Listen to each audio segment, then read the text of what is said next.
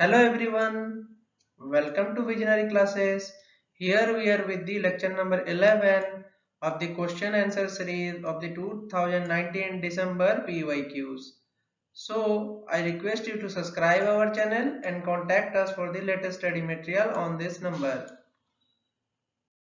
So here are with the passage type of our question that came in UEC 2019 December exam. So this passage is about the ozone and the ultraviolet. So it tells ozone and ultraviolet radiations are inseparable. Okay. So ozone जो ultraviolet होते हैं वो दोनों inseparable होते हैं क्योंकि दोनों की केमिस्ट्री जो होती है वो इंटैक्ट होती है हमारे अर्थ के ऊपर जो रेडिएशन आ रहा है उसको रोकने में. ठीक है. तो बात करते हैं it takes UV photons to form the ozone from oxygen and UV photons to release the chlorine from CFC to destroy the ozone. So आपको दो चीजें याद रखना है कि ओजोन जो होता है वो उसका फॉर्मेशन फ्रॉम ऑक्सीजन होता है in presence of UV photon as well as UV photon जो होता है वो क्लोरीन को रिलीज करता है सीएफसी से टू डिस्ट्रॉय द ओजोन. ठीक है. तो यूवी के कुछ पोर्शंस जो होते हैं वो आपके ओजोन बनाते हैं और कुछ पोर्शन जो होते हैं वो आपका डिस्ट्रॉय करते हैं ओजोन को. ठीक है. तो ozone depletion causes ground level UV radiation and environmental hazard. ये एक एनवायरमेंटल हैजार्ड होता है जो कि हमारा ग्राउंड लेवल ओजोन के वजह से क्रिएट होता है. ठीक है. The wavelength of the electromagnetic radiation that is visible to the human eye and the photosynthetic active for the plant lies between 400 to 700 nanometer. So it is very important, you should remember this कि जो visible range होता है 400 से लेके 700 nanometre तक, तो उसमें हमारा ह्यूमन आई और फोटोसिंथेटिकली एक्टिव रीजन उसी पे लाई करता है. ठीक है. अगर वेवलेंथ बिलो 400 नैनोमीटर की बात करें इन अल्ट्रावायलेट रीजन में that are invisible to the unaided human eye. ये अनएडेड ह्यूमन आई को इनविजिबल होते हैं. ठीक है. The UV region is conventionally subdivided into UVA, UVB and UVC. तो आपके इसके रेंज भी याद रखने हैं, ये सारे के सारे रेंज भी बहुत इंपोर्टेंट होते हैं. ठीक है. तो नेचुरल यूवी जो है it is supplied exclusively by the sun. ठीक है. यहाँ पे जो नेचुरल यूवी होता है वो एक्सक्लूसिवली सप्लाइड होता है सन से which radiates the energy as a black body with an effective surface temperature of 6000 Kelvin. तो सन की जो टेम्परेचर होती है सरफेस की वो 6000 केल्विन होती है. ठीक है. ये आपको पता होना चाहिए. Outside the earth atmosphere the total solar radiation flux density of 1367 वाट पर मीटर स्क्वायर. तो ये सोलर कांस्टेंट होता है. This is solar constant. ठीक है. ये आपका सोलर कांस्टेंट होता है 1367. ओके. तो इसका जो सम होता है that is total visible and IR का सम होगा. अगर 1254 है अपना आईआर, यूवीए जो होता है 85.7 होता है एंड यूवीबी 21.1 होता है एंड यूवीसी 6.4 होता है. तो ये इसका समेशन करते ही आपको सोलर कांस्टेंट की वैल्यू मिल जाएगी. ठीक है. तो फिर आता है next statement that is the close to the top of the earth atmosphere the spectrum is essentially extraterrestrial. ठीक है. Close to the top of the atmosphere उसकी जो स्पेक्ट्रम होती है वो एक्स्ट्रा टेरेस्ट्रियल होती है. By an altitude of 40 kilometer the ozone absorption has already made a significant difference reducing the flux most around the 250 nanometer. This is also very important term. Okay. तो flux की जो reducing होती है वो 250 nanometre पे reduce हो जाती है आपकी ओजोन फ्लक्स की because that correspond to the centre of the absorption band. तो centre of the absorption band की अगर बात करें तो वो 250 नैनोमीटर पे खत्म हो जाती है. आपको ये चीज आपको अच्छे से याद रखना है कि किस पॉइंट पे आपका वो खत्म हो जाता है. आपको ये पॉइंट अगर याद होगा तो इसके बाद के क्वेश्चन आप लगा पाएंगे. ठीक है. तो at 20 kilometer above the surface photon flux is almost same as the surface value except for the residential peak that is the 200 nanometer. ठीक है. तो at this level UVC is effectively eliminated and although UVB is attenuated the UVC source flux increases towards the blue and the ozone absorption band weakens towards the 300 nanometer. Both these influence combine to give the significant UVB flux which is very sensitive to small shift in the ozone absorption. तो आपको इससे guaranteed पता चल रहा है कि जो UVA है that is mainly coming to our surface as well as आपका जो UVB है उस एटेन्यूएट्स हो रहा है. तो एटेन्यूएट्स का मतलब है कि कुछ पोर्शन उसका वहां पे रुक जा रहा है और कुछ पोर्शन तो जरूर आएगा आपके सरफेस की तरफ. तो आइए चलते हैं इस पे क्वेश्चंस करते हैं. The first question ask The solar radiation flux irrespective of the wavelength band is same for the earth surface up to, तो इसका आंसर 20 किलोमीटर होगा, क्योंकि as it is mentioned in the paragraph also, I have clipped the portion of the paragraph. You can compare it with the paragraph. Okay, so it tells at 20 kilometer above the surface of the earth photon flux is almost same as the surface value. Okay, तो यहाँ पे वही पूछा है, same for the earth surface up to which place. ठीक है, तो 20 kilometre will be our answer. This is very easy. ठीक है, तो ozone absorption in the next question, ozone absorption of the UV radiation in the stratosphere is maximum at, ठीक है, तो इसकी अगर हम बात करें तो आपको पता है कि यूवी ए का रेंज एंड यूवी बी का रेंज एंड यूवी सी का रेंज आपको पता है, ठीक है, तो यूवी ए जो होता है वो तो आपका सरफेस ऑफ अर्थ की तरफ आ जाता है, लेकिन UV B and UV C जो होते हैं वो UV B and UV C, again UV B and UV C जो होते हैं वो आपके मेनली क्या होते हैं, वहां पे रुक जाते हैं, कहां पे, स्ट्रेटोस्फीयर पे रुक जाते हैं। तो अगर हम बात करें यूवी बी, तो यूवी बी का अगर हम मिनिमम रेंज ले लें 280 नैनोमीटर है, और यूवी सी की बात करें तो ये लगभग आपका 200 है, ठीक है, तो 280 और 200, ठीक है, 280 एंड 200 की अगर हम बात करें, ठीक है, तो 200 और 280 की अगर हम बात करें तो आपका यूवीसी 200 से लेके 320 तक रहा, ठीक है, तो टोटल रेडिएशन जो आपका एब्जॉर्ब हो रहा है, अगर बात करें एब्जॉर्ब हो रहा है, तो ये तो इनके थे कौन से, ये मैक्सिमम वैल्यू था आपका किसका, मिनिमम वैल्यू है आपका यूवीबी का, और यूवीसी का जो मिनिमम वैल्यू है दैट इज 200। अगर हम बात करें यूवीबी की मैक्सिमम वैल्यू है दैट इज 320, और आपकी यूवीसी की अगर मैक्सिमम वैल्यू की बात करें दैट इज 280। सो आपका जो एंटायर रेंज होगा that will be from 200 to 320। Okay, so आपका टोटल रेंज 200 टू 320 होगा। अगर हम इसका मीन रेंज ले लें 200 से 320 का मीन रेंज ले लें, तो हमारा जो आंसर आएगा that will be around 260, obviously that will be around 260। तो अगर हम 260 बात करें that is very close to 250। Okay, so as it is asking the ozone absorption of UV radiation in the stratosphere is maximum at, और हमने ये statement भी पढ़ रखा है कि by an altitude of 40 km the O3 absorption has already made a significant difference reducing the flux most around 250 nanometer, ठीक है, तो ozone absorption of UV radiation in the stratosphere is maximum at, ozone absorption की बात किया है, तो reducing वहीं पे होगा ओजोन जहां पे यहाँ पे रिड्यूसिंग फ्लक्स की बात कर रहा है, वहीं पे उसका रिडक्शन होगा।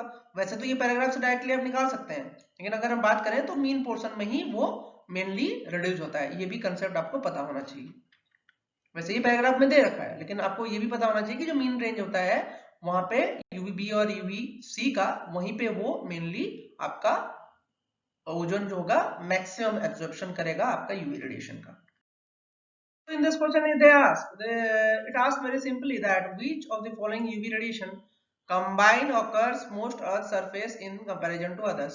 तो उसका आंसर UVA एंड UVB होगा, क्योंकि UVC जो होता है वो तो टोटली एब्जॉर्ब हो चुका है इन स्ट्रेटोस्फीयर। ओके, लेकिन उसके साथ साथ आपका 95% ऑफ UVB भी एब्जॉर्ब हो जाता है, जैसे कि हमने पढ़ा था वहां पे UVB एटेन्यूएट्स होता है, तो उसके कुछ पोर्शंस एब्जॉर्ब होते हैं, तो 95% एब्जॉर्ब हो जाते हैं, कुछ पोर्शंस फिर भी अर्थ की सरफेस की तरफ आता है। तो आपका answer obviously UVA and UVB होगा, जो कि आपका यहाँ पे मौजूद है ऑप्शन ए में।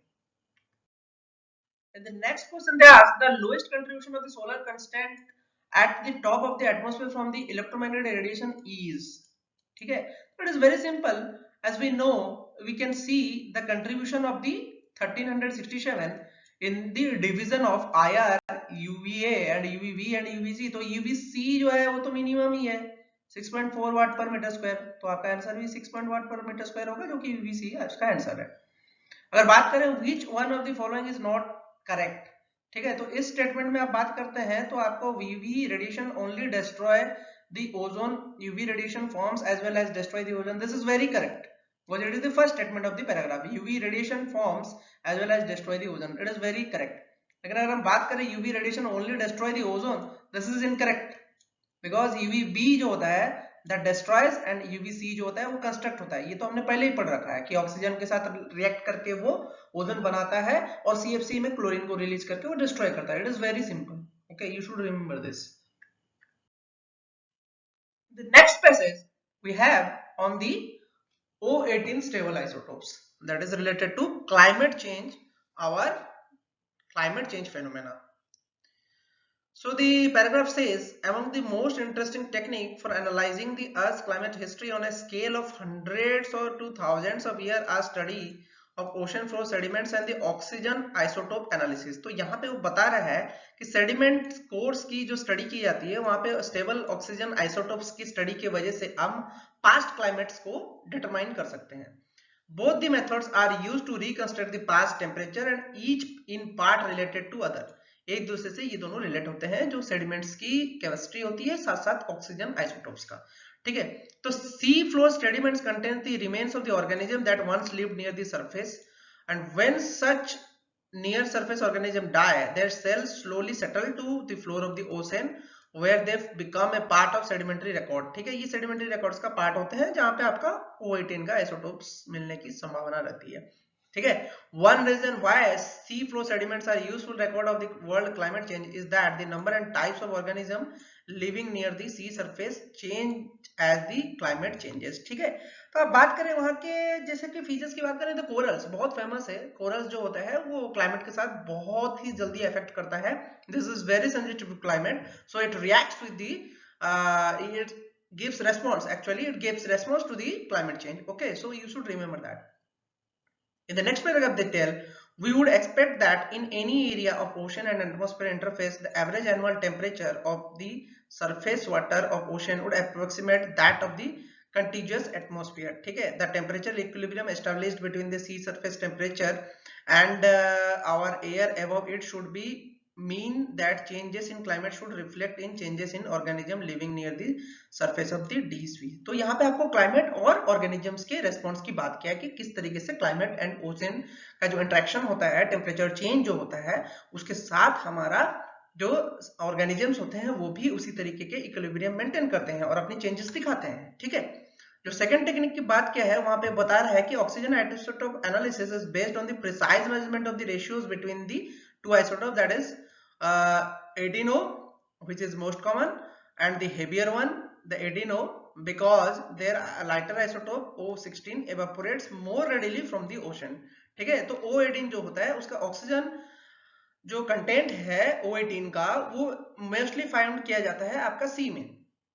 ठीक है, क्योंकि O16 जो लाइटर होता है वो सेंसर रेडिली एवापोरेट कर जाता है और वो प्रिसिपिटेशन में most of the time found होता है, जो कि आपको ग्लेशियर आइस में ज्यादातर मिलता है, that is enriched in the glacier ice. ठीक है, of course this leaves A greater amount of concentration heavier isotope in the O18 in the ocean water. This is the statement that you should remember, because 18O is present more in the ocean water and O16 जो है वो आपका lighter isotope है, इसलिए वो आपका evaporate होके precipitation form में ज्यादातर रहता है, जो कि आपका ग्लेशियर में एनरिच्ड होके मिलता है. आप फिर आगे पैराग्राफ को कंटिन्यू करते हुए, thus during the periods when glaciers are extensively concentration, the 18O in the sea water increases.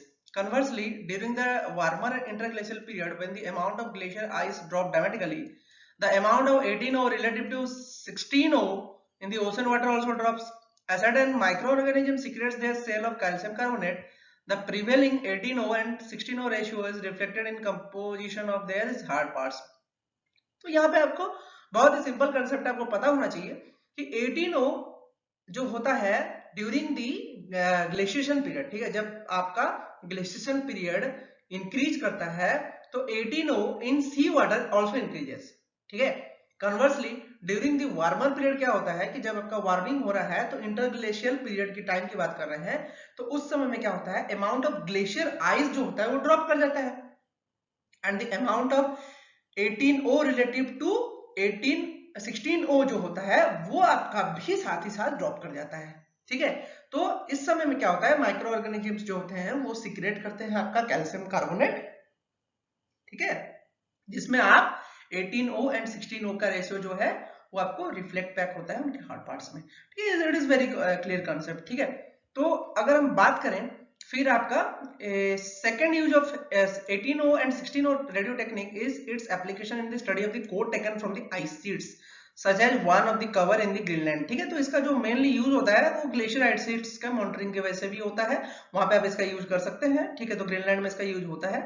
Here another cause of variation in the oxygen isotope is namely the ratio influenced by the temperature. Temperature basis पे भी ये reflect होता है। जैसे कि आप बात करें तो more 18O is evaporated from the ocean when the temperatures are high.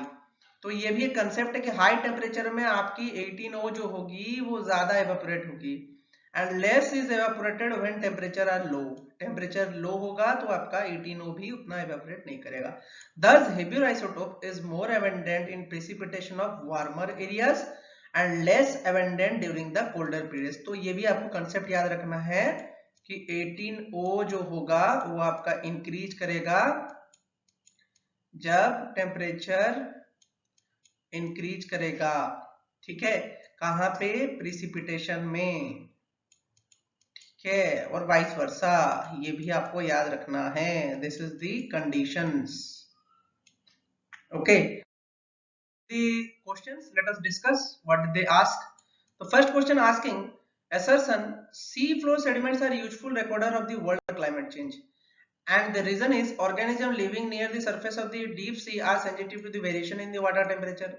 So both of these are correct and R is the correct explanation of the A, because as we read this paragraph from the starting, you know that those sea floor sediments are useful recorder of the world climate change. तो यहाँ पे हमने पढ़ रखा है कि sea floor sediments जो होते हैं वो आपका remains of organisms contain करते हैं, जो कि आपका sea floor sediment आपका अर्थ का climate history को बताने में काम आता है। तो यहाँ पे ये चीज correct है, it is 100% correct. तो both A and R are true and R is the correct explanation of the A. This is the answer. In the second question, they asked water molecule with 16O evaporates more readily from the ocean and water molecules with 18O are found in greater concentration in the glacier ice than in the ocean. ठीक है, अगर हम इसकी बात करें तो let us discuss this. Okay, तो यहाँ पे इसने बोल रखा है कि water molecule with 16O evaporates more readily from the ocean. This is very true because the 16O isotope is lighter, so it is readily evaporating. Readily means it is evaporating very quickly because it is 16O and it is lighter. So this statement is 100% correct. This is 100% correct. Okay.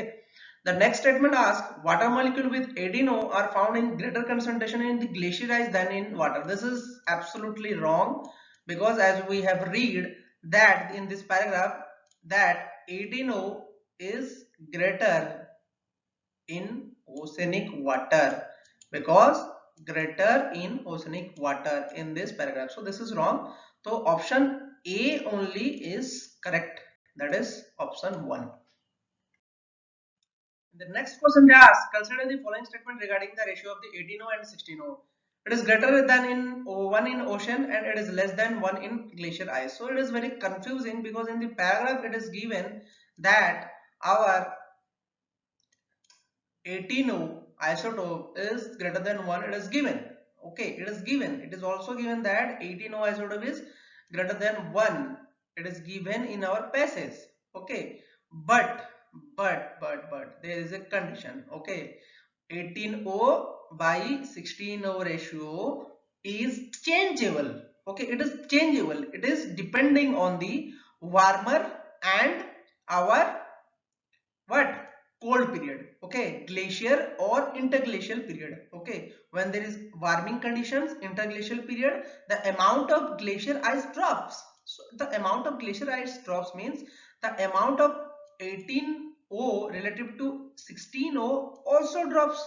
So during the interglacial period it is decreasing, it is dropping. So it is very much, you can say that it can't be greater than 1 at that time. So the answer is only B, because the above option is true only when there is a cold period. So though this is the condition, you should remember that during the interglacial period our ratio is dropping out, so it should not be greater than 1 at that time because it is fluctuating at that time. So you cannot take it as an answer. So option B is definitely true because O18 isotope divided by 16O isotope is always less than in glacier ice. It is 100% true. It is 100% true as we have read it here in this passage that our 16O is more enriched in the glacier ice as compared to 18O that is enriched in the ocean water.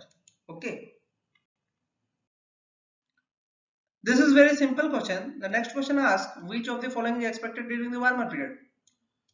So read the passage again. Okay. So during the warmer period, more 18O isotope is evaporated from the ocean. It is given. It is given. It is very simple. Okay. अगर आपको बात करें 18O is more evaporating, is getting out from oceans. ठीक है. और warmer period में क्या होता है? Interglacial period. ठीक है, ये भी याद रखना है. ये इंटरग्लेशियल पीरियड है. इंटरग्लेशियल. ठीक है. इंटरग्लेशियल पीरियड में वार्मिंग हो रहा है. आपका ओशन में 18O जो है वो एवापोरेट कर जाएगा. तो ओशन में जैसे ही 18O एवापोरेट कर जाएगा तो आपका प्रेसिपिटेशन फॉर्म में ज्यादा आएगा. पीपीटी फॉर्म में, प्रेसिपिटेशन फॉर्म में वो बढ़ जाएगा. तो प्रेसिपिटेशन फॉर्म में अगर वो बढ़ जाएगा तो that will deposit on the glacier ice only. That is deposit on the glacier ice only. So उस समय में क्या होगा? 18O divide by 16O would increase in what? Glacier ice, not in ocean. It will increase in the glacier ice. That is given. So you should remember that will be increasing in the glacier ice as compared to the cold periods. Cold period में इसका उल्टा होता है. ठीक है. तो this is a case of 18O divided by 16O increasing higher in the warmer periods. Okay. So in the next question, they ask consider the following statement. The average annual temperature of the ocean surface's water is close to the temperature of the contiguous atmosphere. It is very true because it is given in the passage that we would expect that in an area of ocean atmospheric interface, the average annual temperature of the surface of the ocean would approximate to that of contiguous atmosphere. It is very true. It is given in the passage. Okay, the first statement is true. The second statement tells the change in the climate can be estimated from the O18 isotopes in the calcium carbonate cells of the organism. This is very true because it is also given. The amount of O18 relative to 16O ocean water also drops. Uncertain microorganisms secretes their cell of the calcium carbonate. The prevailing 18O and by 16O ratio is reflected in composition of these hard parts. So it is very true because it is deposited in the hard parts of the calcium carbonates of the organism. So this is also true. This is also true. And it is given that 18O divided by 16O ratio in the warmer period is less in ocean. It is very true because we have already discussed this question in the previous section that 18O will decrease in the what? It will decrease in the oceanic water. So the ratio will also decrease. Okay, the ratio will also decrease because it is the vice versa condition. O18 divided by 16O in the warm. When temperature is high, it will decrease in the ocean. It will decrease in the ocean, not in the glacier ice. It will decrease in the ocean. I hope आपको सब चीज समझ में आया होगा. If you have some doubts, you can comment me in the box. I will clarify your doubts. Have a nice day.